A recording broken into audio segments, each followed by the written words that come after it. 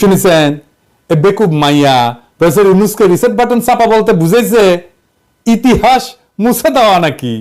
হাসিনার আমলে গিপিএ পাইপ হইলে আর কোটায় ম্যাজিস্ট্রেট হইলে তো ইনকাই হবি। রিসেট বাটন এই মেটাফোর বা এই রূপকটা রাজনৈতিক পরিভাষায় একটা খুব ইন্টারেস্টিং ব্যবহার আছে। জানেন এটা কি? 2009 সালে যখন ওবামা প্রশাসন আমেরিকা আর রাশিয়ার সম্পর্ক নতুন করে গড়ার ইচ্ছা প্রকাশ করে, তখন এই রিসেট বাটনের জিনিসটা আসছিল। এর মানে হইতেছে যে আগে আমাদের যত গ্যাঞ্জাম ট্যাঞ্জাম ছিল না, এগুলোর পাশে সরাই রেখা নতুন ভাবে কূটনৈতিক সম্পর্ক তৈরি করার জন্য দুই দেশ সম্মত হয়েছিল। এইটা ইতিহাস মুছে ফেলার রূপক না। রিসেট বাটন মানে হইতেছে সম্পর্কের পুনর্গঠন এবং উন্নতির জন্য নতুন প্রচেষ্টা।